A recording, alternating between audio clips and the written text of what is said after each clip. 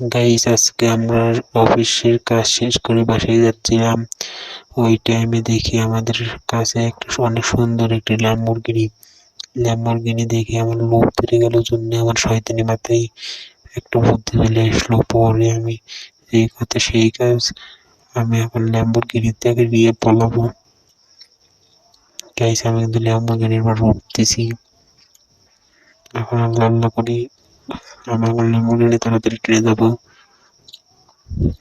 তাড়াতাড়ি ট্রেনে বাসায় যাবো এবং বাসায়ও চলে এসেছি।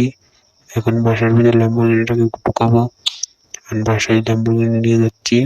কালকে সকালে আমরা চড়া দামে বাজারে বেশি দামে বিক্রি করবো।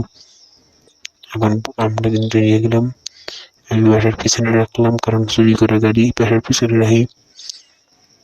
আমি এখন বাসার ভিতরে ঢুকবো। তো গাইস, আজকে কেমন ভিডিওটা কেমন লাগলো সবার ভালো